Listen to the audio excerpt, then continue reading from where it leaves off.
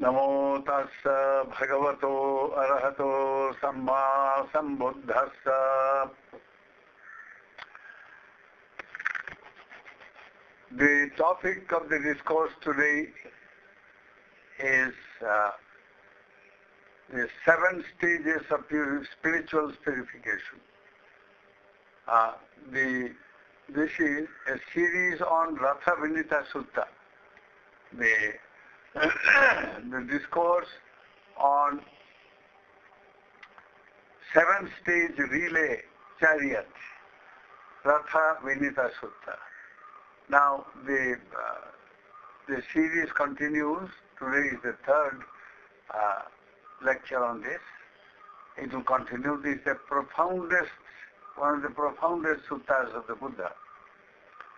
Now in this, how spiritual deliverance occurs through a process of inner purification. Spiritual purification as distinct from, let us say, purification by other means. One can bring about some amount of purity by, let us say, on the bodily level. You have bath and you feel very fresh and pure and feel happy and healthy. Similarly, by practicing meditation, you calm down the mind and you enjoy a certain amount of inner purity, mental purity and mental health.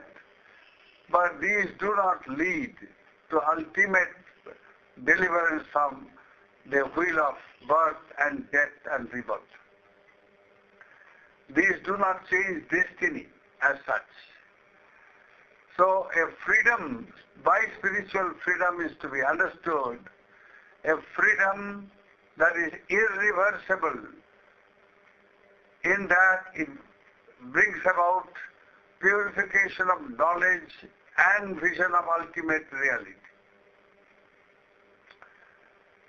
A spiritual purity that brings about purity at every level. So here it is necessary to distinguish between spirituality and religion and morality. Morality brings about the purity of conduct. No question about that. By following, by undertaking moral training, you purify your action, your conduct. And that leads to certainly a very great, very happy destiny here and now and hereafter.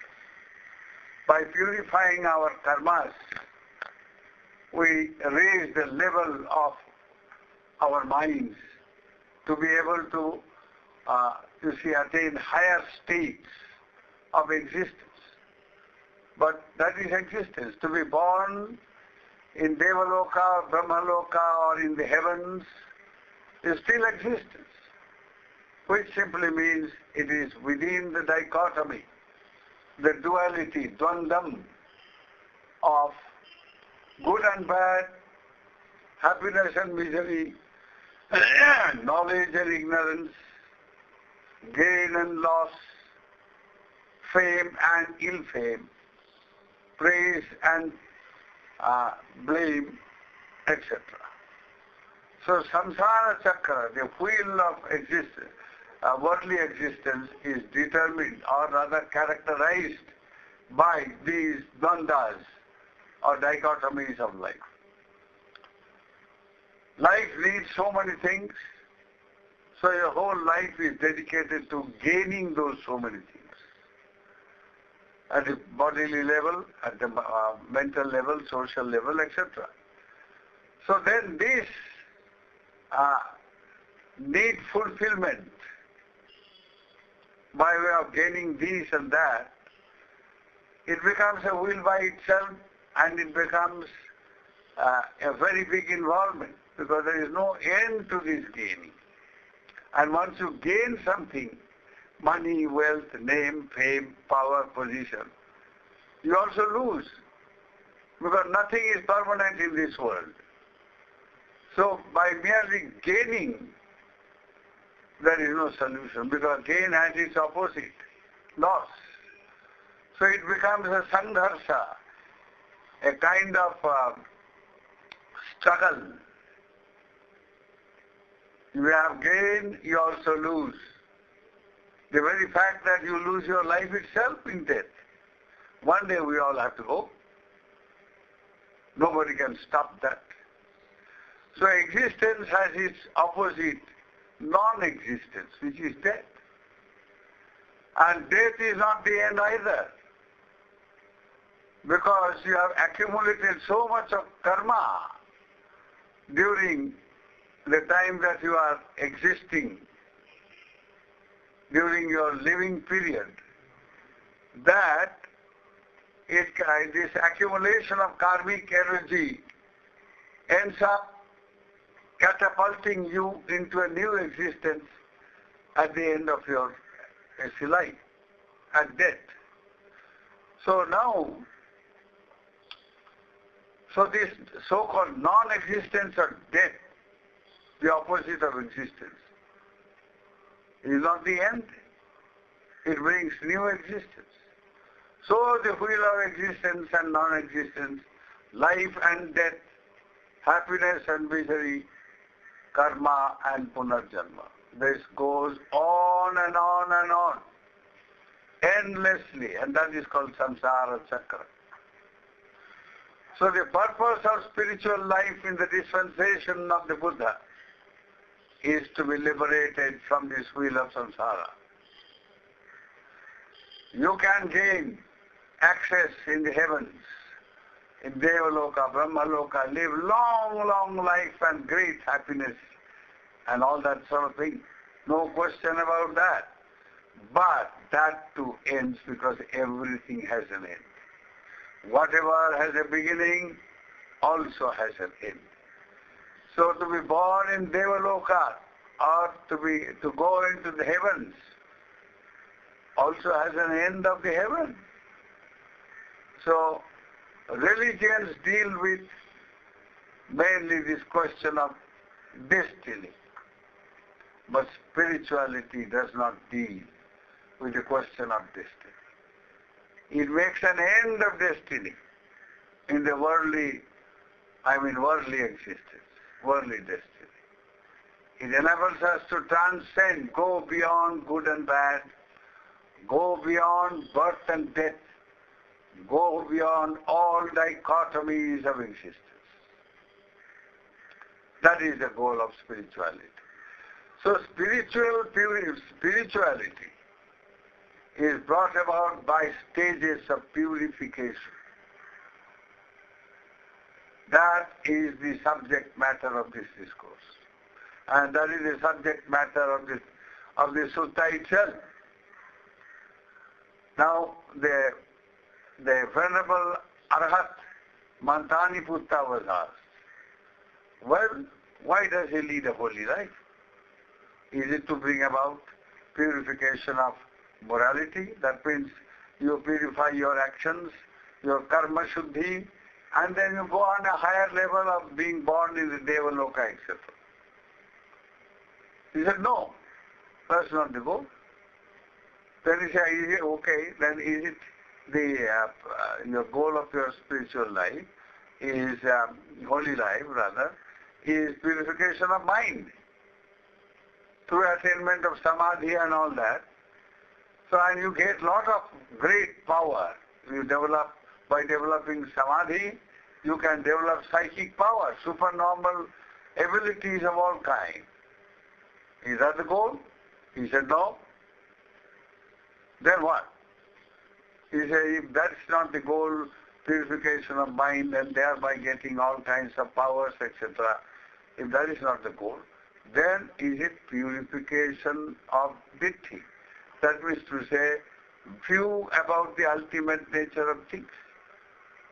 Our understanding about the ultimate nature of things. Is it, that is the goal, the understanding of destiny, understanding of life, understanding of how to go beyond this destiny into some other. Is that so? He said, no. Then, very good, is it to gain freedom from doubt, uncertainty about life and its destiny itself? Is that kankha vitaranam, freedom by, bring about freedom by overcoming all forms of doubt and uncertainty and so on. Is that why you are leading holy life? He said, no. Now the Venerable Sariputta, Aggasavaka, he is the chief disciple of the Buddha, second only to the Buddha in wisdom and goodness and power. He is asking the Venerable Mantaniputta, the great Arahat, the great disciple of the Buddha himself. So they had not met before, but they had heard about each other. So Venerable Sariputta had heard a lot about the Venerable Mantaniputta. Purna, his name was Mantaniputta Purna. So, the fulfilled one. So he said, when he heard and that he had come to Savatthi to see the Buddha, and Venerable Sariputta too was there. So one bhikkhu said, oh, you have been praising this Venerable Arahat a lot. Wherever you go, you praise him because you have heard the Buddha praising him. So very good, he has come now. And he is going towards the Randhavana for noon meditation. So Venerable Sariputta followed him and he went there in the Randhavana. Then he saw the Venerable Mantaniputta sitting under a tree and just plunged in meditation. So he too sat under another tree and he too plunged into Samadhi till the evening. At about 4 o'clock, 4:30, he gets up and he says the Venerable One also has just emerged from Samadhi. So Venerable Sariputta goes to him and says, well, brother, are you living the holy life under the Master, Supremely Enlightened Buddha? He said, yes. Very good. Why are you living the holy life? Is it because of purification of Shila, moral conduct and morality? By purifying, bring about purification of your conduct and your karma shuddhi thereby. You can be born at a higher level, in the heavens, in the Devaloka, Brahmaloka, etc. He said, no. Then, well, is it to develop purification of mind and then get all the powers and psychic abilities and whatnot? He said, no. Then is it to develop jnana, some kind of understanding of reality and non-reality and all that? He said, no. Then he said, all right, if that is the case, is it to overcome all, doubt and thereby reach at the reality of things? He said, no. Then he said, okay, is it to go beyond what is path and non-path, the supermundane path or the transcendental path leading to Nibbana, or what is not path but it appears to be the path? Is it to overcome that? He said, no. Then is it to gain the knowledge and vision of that path which leads to the supramundane path, meaning the various stages of vipassana jnana, states of vipassana wisdom. Is it to gain all that? He said, no. Then, is it to gain the supermundane path leading to Nibbana? He said, no. Then what? He said, well, it is to gain ultimate purification of all these stages that you mentioned, leading to freedom, deliverance from samsaric existence, so that your mind no longer clings to anything in the world, We are in this world because we cling to the world. We love the world. We love to be born again and again. We don't want to die. We want to be born again and again. We love existence, therefore we come back to existence. Again and again and again. And once you come back to existence, okay, you get caught in all the affairs of the existence. You are born in the mother's womb as human being. It's a sugati, it's very wonderful. But for 10 months you are blind, completely blind. You are in a state of, dream world, fantasy world. Then you come out, and the nurse gives you a whack at your back, and then you wake up to this new world, and once you wake up, you begin to breathe, and once you begin to breathe, there begins your life, prana, and you become a prani, a living being.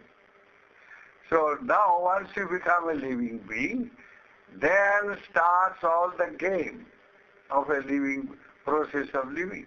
You begin to like and dislike, and once you begin to like and dislike, you become attached to one, and you rebel from the others. You begin to love your mother. Therefore, those who are not mother, you don't like them, or you don't recognize them. So you begin to cry when somebody comes to take you. And so on the life starts. You begin to perceive objects, and then like and dislike objects, infer about objects, gain knowledge, conceptual knowledge about objects, and so on. You keep on acquiring new karmas, and at the end of life, the karmic forces again.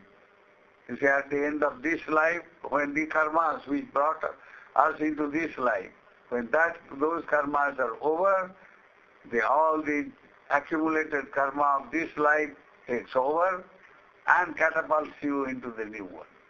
It's like one life is wave, is a river consisting of wave after wave of water systems.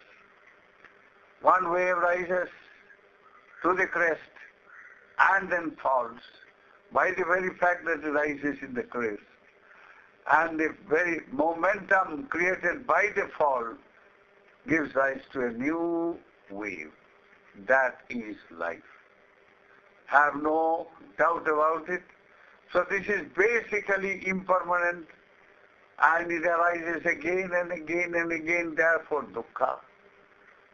And this happens as a process, impersonal process dependent on many causes and conditions, not dependent upon any theory or any dogma about a God or this, that and so on. No. Just plain laws that govern life. All kinds of laws.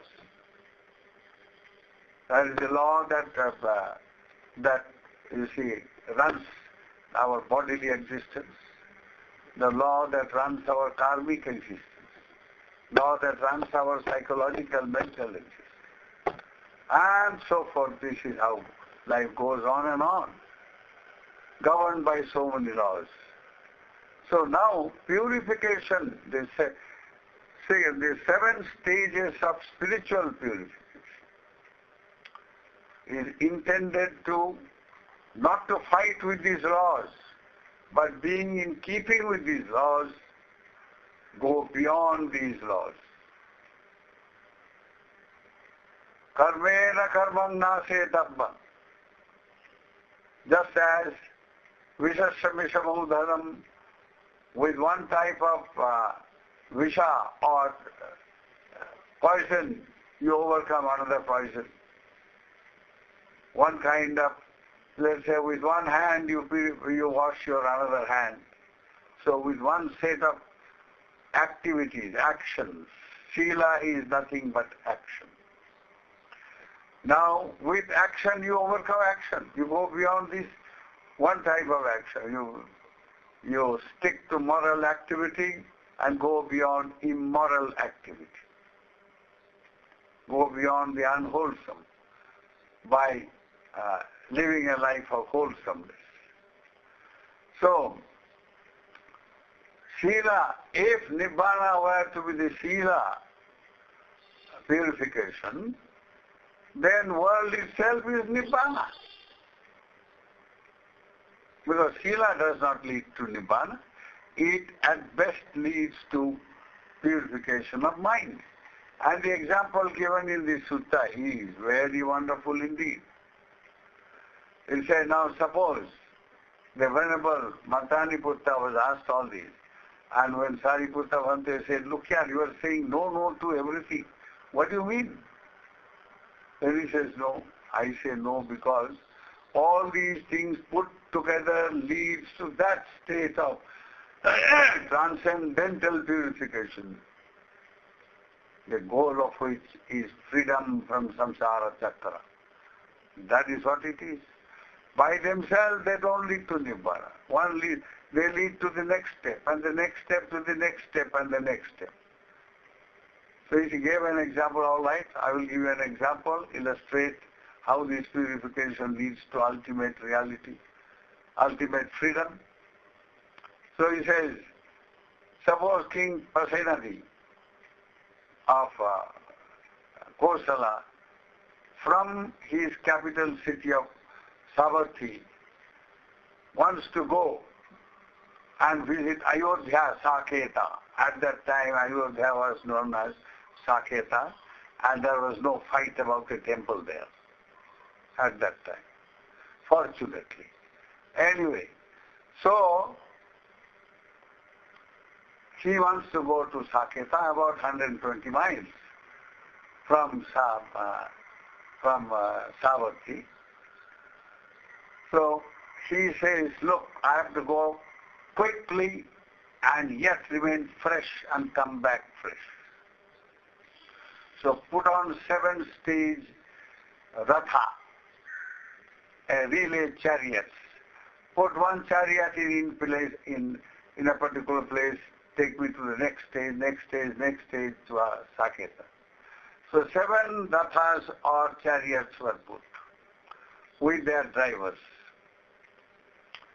So these, as soon as he sat on the first ratha, chariot, and went to the end of the first stage, got into the second ratha, then to the third he went, and then got down and got into the third, and so forth. He reached Saketa with the 7th ratha.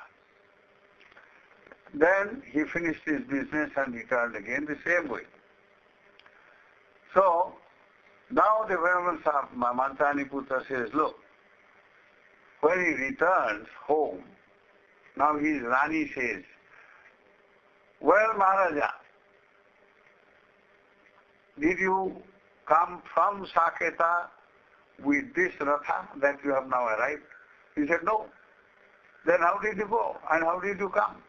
Then he gave the story of the relay of rathas, 7 rathas. He went with that and back. So he says purification, the process of spiritual purification should be understood in that way. Yes, you purify your conduct by sticking to moral training.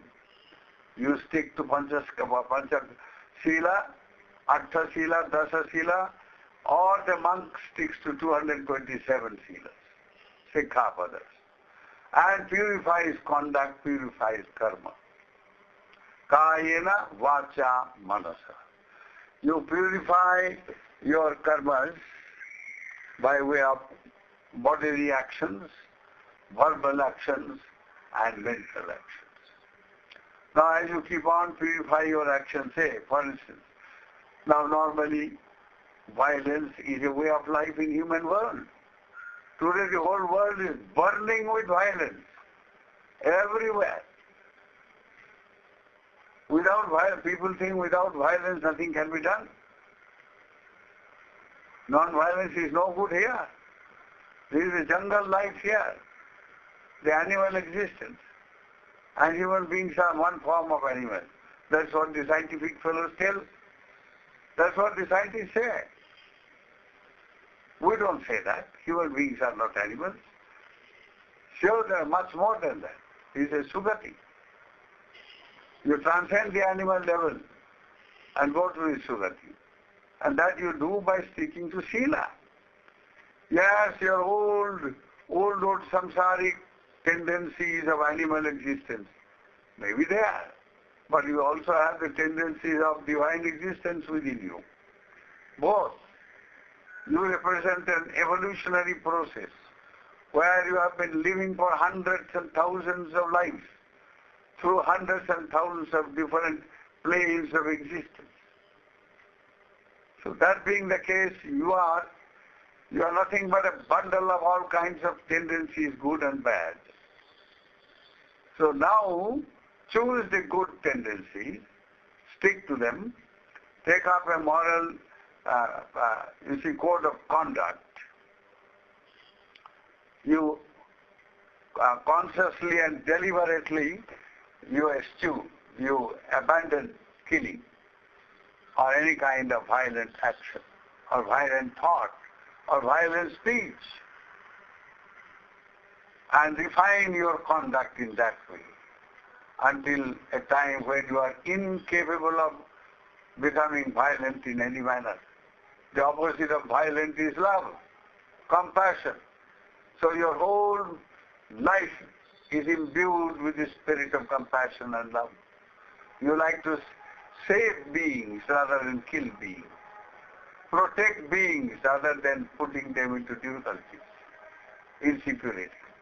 So once you take up consciously and deliberately, you undertake the course of saving rather than destroying, of giving rather than stealing and misappropriating, of moral purity, of family values. Stick to family values rather than being immoral and invite HIV. Stick to truth. Tell the truth. That will lead you to ultimate truth. The path of truthfulness leads to ultimate truth. You stick to that rather than indulging in falsehood, telling lies, talking about this man, that man, and creating problems. Then you don't indulge in any kind of addiction. You say, no, I need a pure life and high thinking. So no drinking, nothing.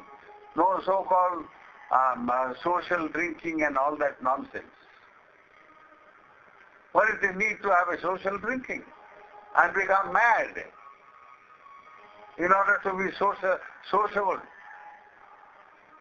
Make your mind, fill your mind with defilements of addiction, of nesha. What is the need for that? So all these so-called social values of big club life is this kind of illusion that puts people into a state of, illusion, and they live an illusory life of being very sophisticated, and they die with all the bad karma and then go down. Here you may be a big club president and a millionaire, because you are a millionaire, so the club wallas take you. If you are a poor fellow, no club walla will care for you. So, now, at the end of your life, with all that wine in your vein, where do you go?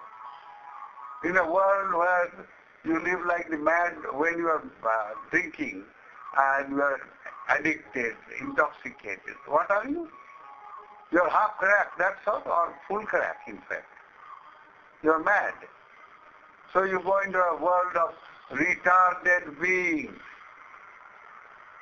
Now you have been a millionaire and a club president and whatnot. And then you become a retarded child. And there are hundreds and thousands of retarded children in the United States. all that drinking habit and all that. So false values, false views, all those you give up to live a life of moral purity. Once you do that, you not only bring about a purification of your conduct and your karmic process, but you bring about purity of mind as well. So purity of conduct, purity of Shila leads to purity of mind. Now purity of mind requires not only purity through moral life, but moral life plus. And what is that plus? That is meditation. Cultivation of the mind. You have a piece of land and it is fallow, uncultivated. It has no worth at all. So you have a mind, uncultivated, useless, filled with all kinds of information, false values and all that sort of thing. You get an MBA and you get a big job of 1 lakh rupees a month, and then you don't care to look after your mother and father. You go and eat that Kentucky chicken and you see, wash it down by so many bottles of wine, and then at the end of your life end up as a retarded child. If you are lucky to be born in human existence, you may end up in the animal world or a bhuta preta, spirit world. So have no illusion at all that without moral life one can have a nice destiny in future. No. But this good destiny in future is not the ending. Because that also is anicca, impermanent, transient. That too ends because that has a beginning. So today we leave it at this. We have spoken about Sila Vishuddhi, leading to Chitta Vishuddhi, the purification of mind. That will be the subject on the next discourse. May the grace of Lord Buddha surround your life with wisdom. May you all be enabled to lead a pure life of Shila, of purity of conduct, moral conduct, leading to purification of mind. May you all be happy and well.